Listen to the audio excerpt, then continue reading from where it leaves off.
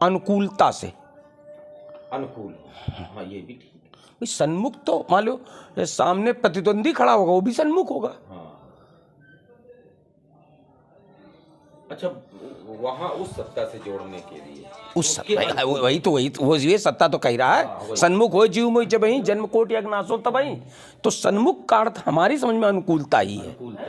सन्मुख का अर्थ सामने से नहीं है। बहुत लोग हैं सामने तो शत्रु सामने खड़ा है, तो वो क्या मतलब उसके। ठीक बात है।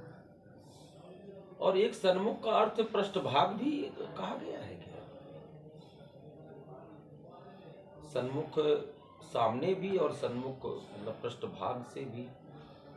हाँ, सब पृष्ठभाग तो सन्मुख से कहीं संकेत आया ना ना। नहीं, एक सुन रहा था, संवाद सुन रहे थे, तो उसमें उन्होंने कहा कि सन्मुख के दो अर्थ हैं, एक पृष्ठभाग से भी और एक सामने। भाई को कहीं समझ नहीं मालूम है, लेकिन ये सन्मुख शब्द का अर्थ हमारे दृष्टिकोण से अनुकूलता से ही है। अनुकूलता से ही है। ये जो संस्कार जो मिले, ये माता और पिता से ही मिलते हैं, या परिवार का कोई ऐसा महापुरुष होता है कि जिसके आशीर्वाद से वो जो आने वाली पीढ़ियां हैं वो सन्मार्ग की ओर जाती हैं।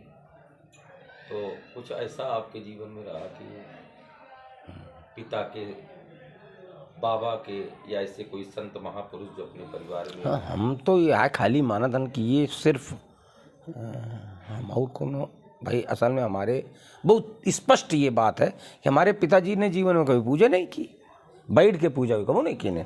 उनका पूजन का एक क्रम था।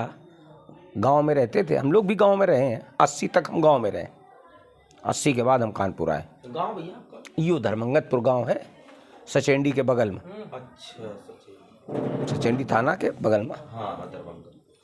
तो पिताजी का एक क्रम था, स्नान किया, आधी धोती पहनी और आधी धोती पीठी पे, ये पीठी पे डाली, और बस वहाँ से हमारे यहाँ धर्मेश्वर मंदिर है, बस वहाँ तक गए और 5 हुए। नमामि समीसान का पाठ होते हुए गया। नमामि समीसान का पाठ मतलब वहाँ तक जाते जाते वो समाप्त हो जाता था। दर्शन के 5 हुए, हमको पड़ी पटकी, और एक के बाद फिर वापस वही नमामि समीसान करते हुए घर तक आ गए। यही पूजा, यह उनकी पूजा रहा।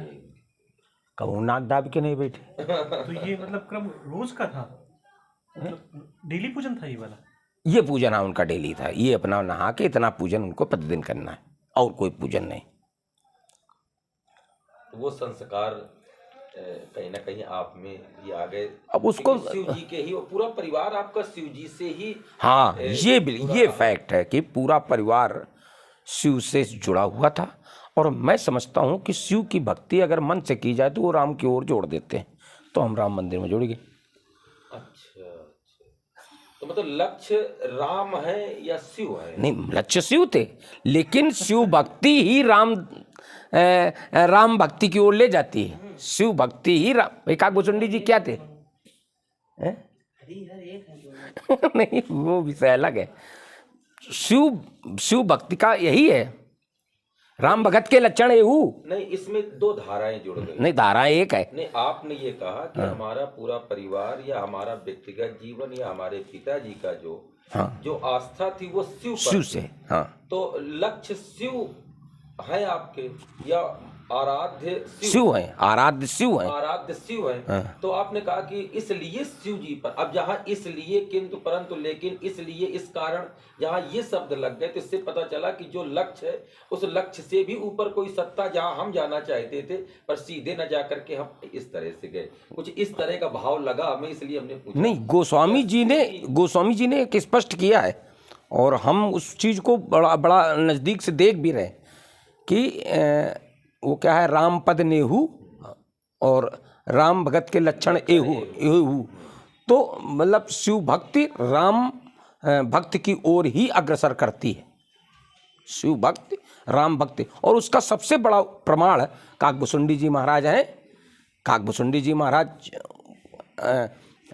भोले बाबा के अनन्य भक्तों में थे। अनन्य भक्तों में होने के कारण ही उनके अंदर ये अहम आ गया कि हम भोले बाबा के बड़े भक्त हैं, तो अपने गुरु का अपमान हो आदि। नहीं, तो जब पूर्णतः आप किधर की ओर विचार कर रहे हैं? विचार तो भोले बाबा की ओर। भोले बाबा। हाँ। तो जब भोले बाबा तक पूर्णतः विचार आपका पहुंच गया, तो इसलिए शब्द जब लगा तो इसका अर्थ है कि जो पूर्णतः की ओर हम गए, तो क्या उससे भी ऊपर हमें वहां तक जाना था, इसलिए हमने जब शिव का आधार ले लिया। जिस चीज का फल ही, जैसे अगर हम ये पूजन करेंगे तो इसका फल ये है, तो इसका फल है राम भक्ति। शिव भक्ति का फल राम भक्ति। तो शिव भक्ति जो है तो वो इसलिए की जा रही है कि वो राम भक्ति का हमें उद्देश्य हमारा नहीं है। ये तो मान लो उस पेड़ में ये खूबी है। नहीं उद्देश्य तो हमारा शिव भक्ति है, लेकिन जो भाई शिव भक्ति का फल ये है, जैसे अगर 100 यज्ञ करोगे तो इंद्र पद प्राप्त होगा। 100 यज्ञ करने वाले को इंद्र पद प्राप्त होता है। तो नियमावली में है, तो ये नियमावली, इसका अर्थात 100 यज्ञों का फल क्या है? इंद्र पद। तो ये हम तो 100 यज्ञ कर रहे हैं, अब उसका फल है जब इंद्र पद है। तो फल शिव या फल राम? नहीं, हम तो यज्ञ कर रहे हैं, हमारा न शिव न राम, हम यज्ञ कर रहे हैं, लेकिन उस यज्ञ का फल क्या है वो हमें मिलेगा। तो आपका जो उद्देश्य शिव भक्ति, और शिव भक्ति का फल जो है वो राम है। अपने आप जोड़ दी, हम क्या करें? तो कहीं ना कहीं राम से आप जुड़ गए। ये देखिए, ये इसका एक उदाहरण है कि राम जी का मंदिर स्थापना करवाना ये भाई साधारण आदमी के बस की बात नहीं है भैया। बहुत यार साधारण, हम लोग तो मान लो अगर अब आज हमारे भाई लोग बहुत पैसा वाले हुए गए, लेकिन ईमानदारी हमारे गाँव वाले से पूछो तो हम बहुत गरीब परिवार के हैं। तो क्या मेरी सामर्थ्य थी कि इतना बड़ा मंदिर और उसमें भगवान जाने कैसे क्या करवा रहा है? ये कहाँ पर? मुंसीपुर में भैया। अब तो वो रामलीला वालों का मंदिर कहा जाता है। ये भी आपको एक सौभाग्य मिला है, या समझो हमारे हम तो यूँ काहे कान भोले बाबा के द्वारा एक ये सौभाग्य मिल गया कि वो रामलीला वालों का मंदिर कहा जाता है।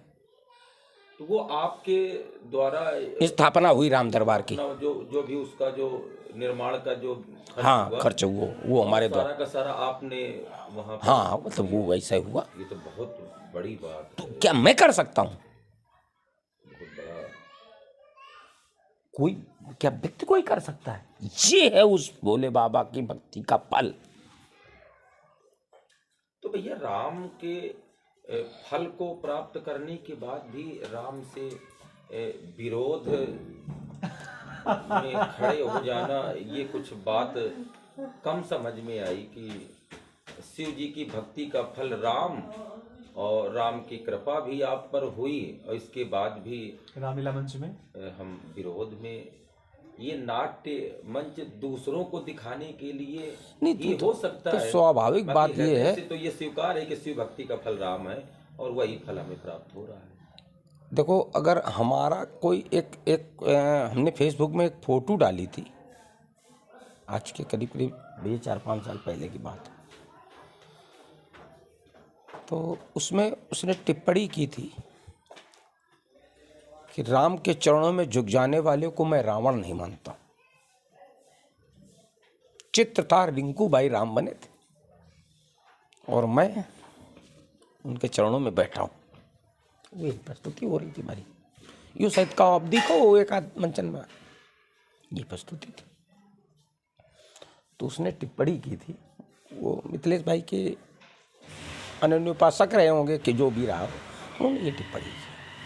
हमने कहा ये तुम्हारा विषय, तुम किसी को रावण मानो, और मैं किसी से मैं चाहता भी नहीं कि कोई हमें रावण माने। हम तो यह चाहतन कि हमें कोई राम माने। हम ये लिख दिया, हम तो चाहतन कि हमका कोई राम माने, रावण काहे माने। वो कल आप उल्टी बात करते हो, तो हमने कहा इसमें उल्टी सीधी, आप अपने ढंग से अपना कुछ भी है, अपना विषय है, तुम्हारा विषय है, लेकिन अब ये नाट्य कला मंच है, लेकिन हम कोई अंदर से हम राम के विरोधी थोड़ा हो सकते हैं। देखिए, एक बहुत बड़ी बात ये है कि आज मैं आपको एक उदाहरण बता रहा हूँ, और ये सही है कि हमने जो किसी ने अगर कोई बात सिखा दी तो हमने पूरी तरह उसका पालन किया है। अशोक भैया, मैं किसी भी बाणासुर पर कभी भी प्रश्नात्मक पाठ नहीं करता हूं। क्यों?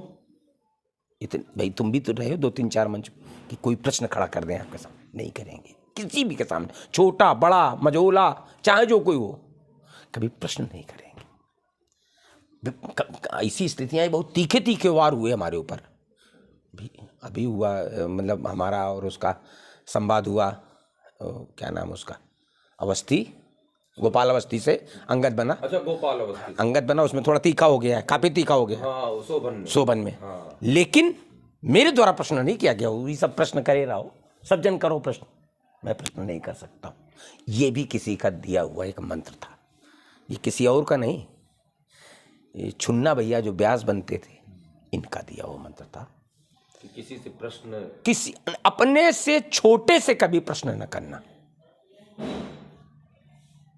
मतलब रामलीला में किसी को नीचा दिखा के अपनी बुलंदी की इमारत न बनाना, ये उन्होंने कहा था, वो आज तक हम जिंदा रखे। एक बात हम पहले बोला करते थे, बड़ी ताली बजती थी। वही बात तो नहीं है।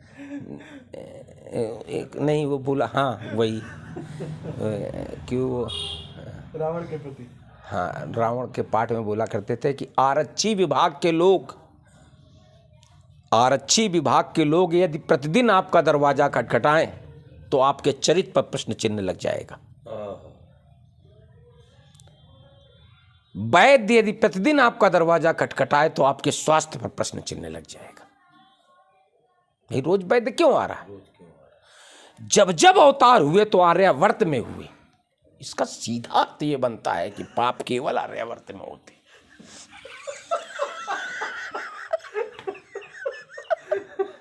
ये कितनी पुरानी घटना है? काफी पुरानी नहीं, उससे ज्यादा हुई है। बहुत पुरानी घटना है। हाँ, 20 साल के करीब की घटना है। अब इसके आगे का ध्यान सुनिएगा आप।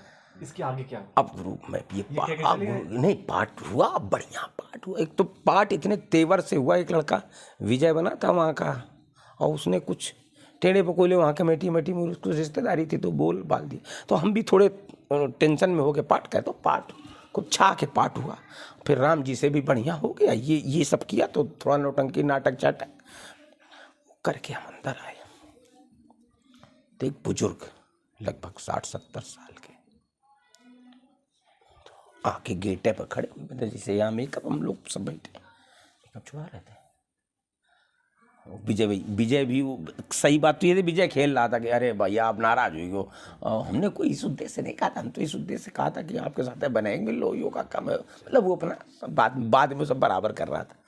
वो तब तक आकर कल भैया रावण को बनो रहे। हम गुरु जैसे बुजुर्ग आदमी को हम तुरंत तड़ लिए कि गड़बड़ हो गया।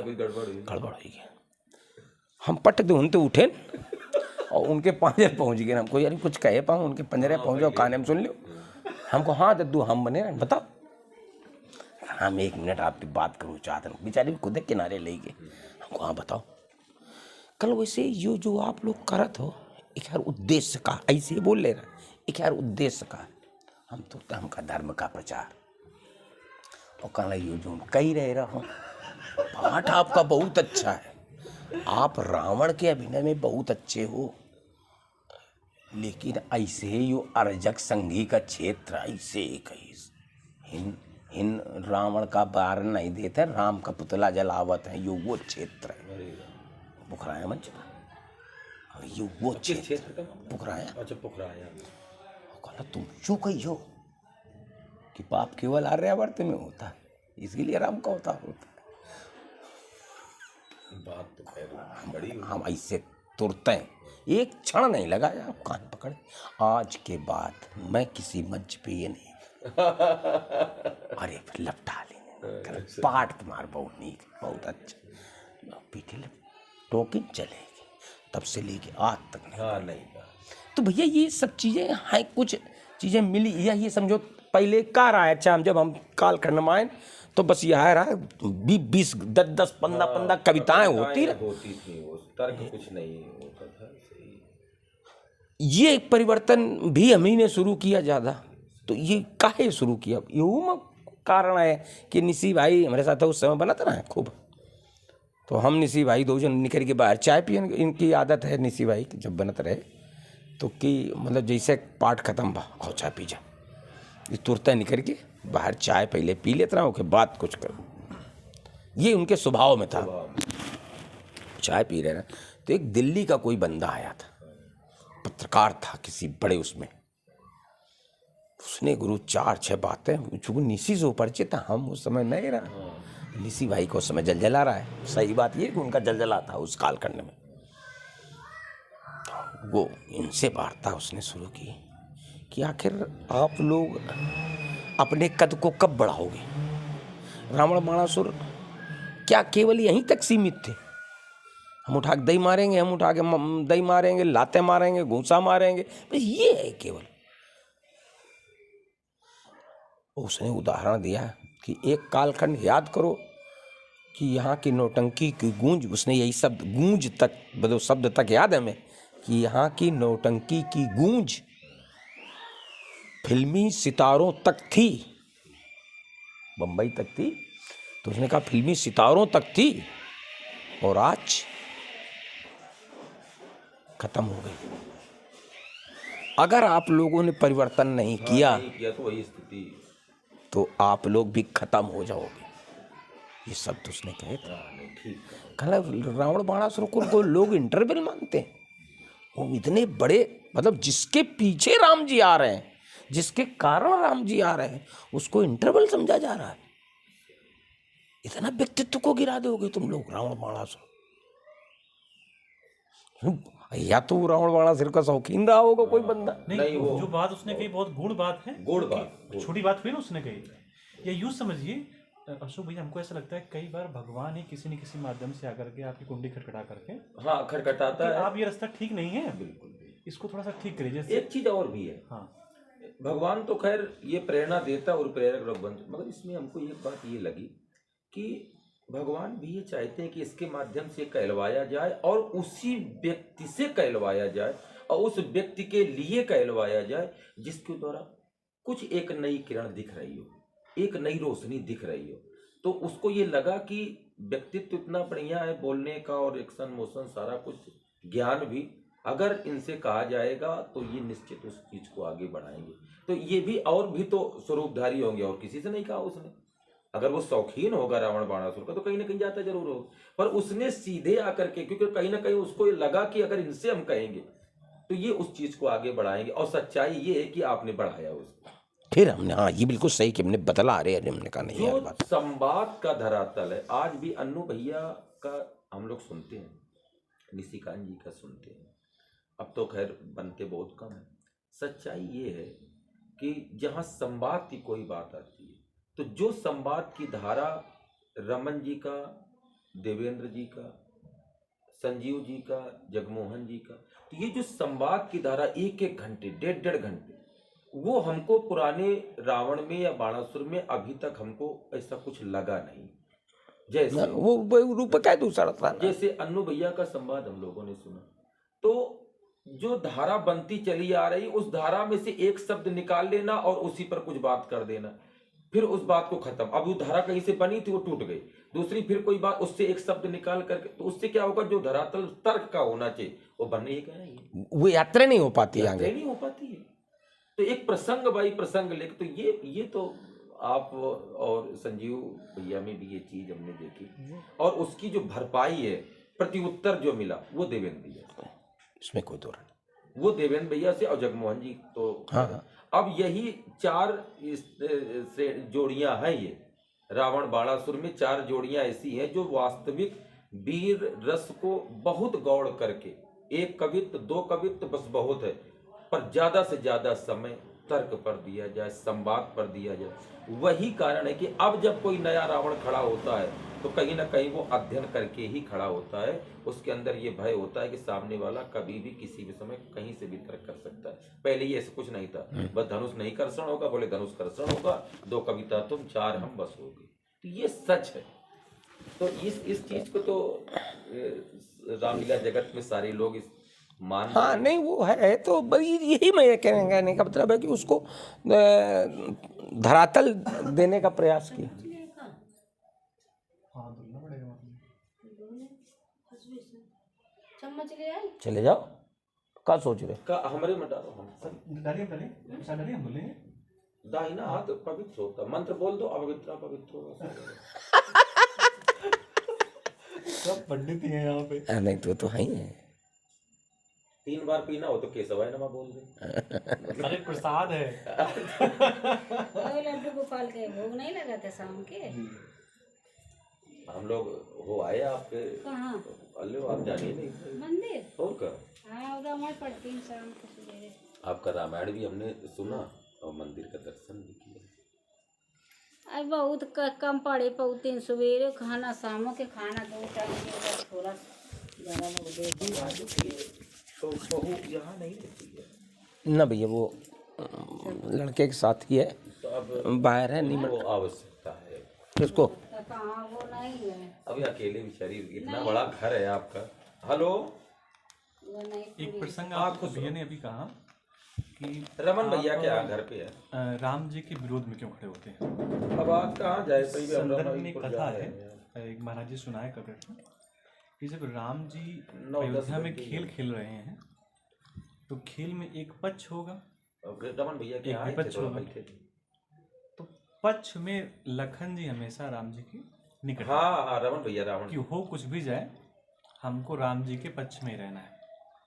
अब जब भरत जी ठीक है, फिर आए, बात विपक्ष करें। में खड़े हो रहे हैं तो किसी ने भरत जी से पूछा, जब भरत जी कोई खेल प्रक्रिया चल रही है तो राम जी के साथ लखन जी हो गए, खेल में 2 पार्टियां होंगी, तो राम जी के पीछे लखन जी लग गया कि देखो हम तो राम जी के पीछे रहेंगे।